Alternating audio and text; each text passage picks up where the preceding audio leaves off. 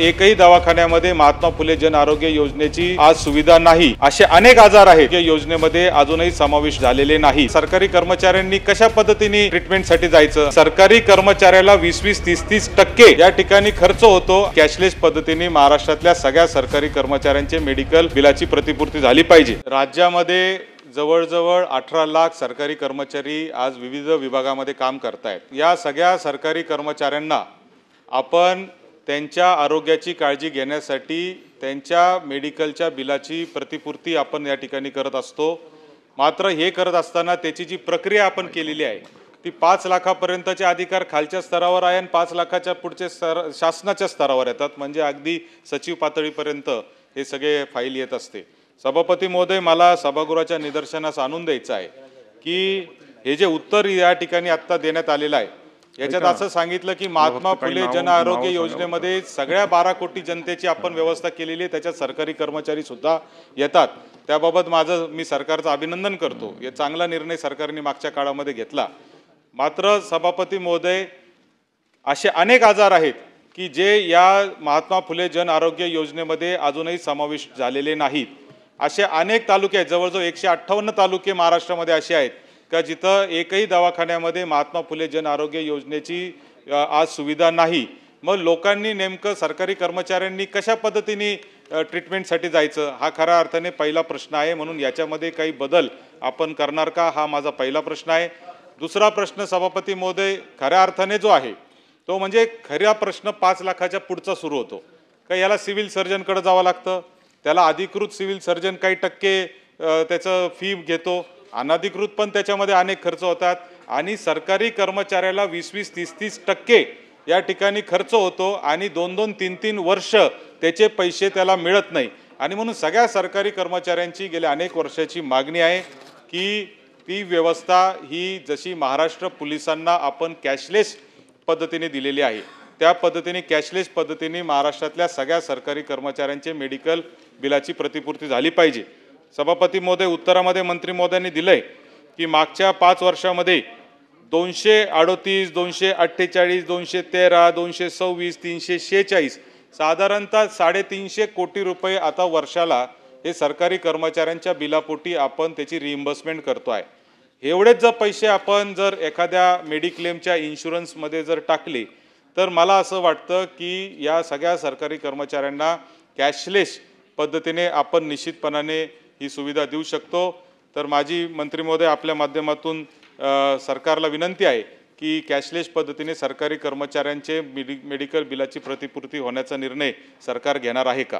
सभापती महोदय, सन्माननीय सदस्यांनी अतिशय महत्त्वाच्या लक्षवेधीकडे सरकारचं लक्ष वेधलेलं आहे आणि जसं त्यांनी म्हटलं की स्पेसिफिक 3 प्रश्न की आपल्याकडे राज्यभरामध्ये एकत्रित महात्मा ज्योतिबा फुले जन आरोग्य योजना व आयुष्यमान भारत प्रधानमंत्री जन आरोग्य योजना या अंतर्गत आपण खऱ्या अर्थाने इन्शुरन्स बेस स्कीम आहे ती कॅशलेसच आहे आणि त्यामध्ये आपण बदल केला। गट ब प्रमाणे सर्व सरसकट कर्मचारी त्यांचं राशन कार्ड कुठला हा मुद्दाच ठेवला नाही, त्या सगळ्यांना महात्मा गांधी ज्योतिबा फुलेमध्ये आपण समाविष्ट केलं आणि एका अर्थाने या इन्शुरन्स सुरक्षा योजनेमध्ये राज्यातील सर्व कर्मचाऱ्यांना त्यांच्या आरोग्याची चिंता ही आपण राज्य सरकारच्या माध्यमातून ती सुद्धा कॅशलेसच आहे आणि त्यामुळे त्याचं अभिनंदनही त्यांनी केलं।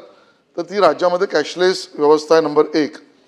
त्यांनी प्रश्न महत्त्वाचा पहिला विचारला की त्यामध्ये काही आजार हे अजूनही कव्हर झालेले नाहीत आणि काही तालुके आहेत ज्यामध्ये महात्मा ज्योतिबा फुले योजनेची दवाखाने किंवा वैद्यकीय व्यवस्था याच्या अडचणी आहे। खरं तर हा विषय सार्वजनिक आरोग्याशी संबंधित असला तरी या दोन्ही प्रश्नांना घेऊन सार्वजनिक आरोग्य विभागाच्या संबंधित अधिकाऱ्यांबरोबर बसून माननीय सदस्यांना सुद्धा बोलवून त्याला ही व्याप्ती आजारांची आणि रुग्णालयांची संख्या, तशी तर ती आकडेवारी माझ्याकडे आहे की आपण रुग्णालयांची संख्या आवश्यकतेनुसार वाढवली पण आहे, पण या संदर्भात विचार करायला आपण एक समिती करून त्याचा निर्णय लवकरात लवकर घेऊन या सदनासमोर पुढच्या अधिवेशनाच्या आधी मांडू।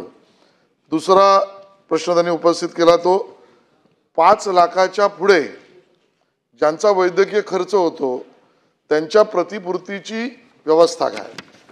आणि अध्यक्ष महोदय, सभापती महोदय, आपल्याला याची कल्पना आहे की आपल्याकडे महाराष्ट्र राज्य वैद्यकीय देखभाल नियम 1961 याच्या अंतर्गत आपण शासकीय कर्मचारी व त्यांच्या कुटुंबियांची वैद्यकीय खर्चाची प्रतिपूर्ती ही योजना त्या ठिकाणी केली आहे आणि त्यामध्ये 5 लाखाच्या वर त्याची प्रतिपूर्ती असेल तर ती मंत्रालयातल्या प्रशासकीय विभाग प्रमुखांकडे त्याचे दावे येतात आणि त्याची व्यवस्था होते.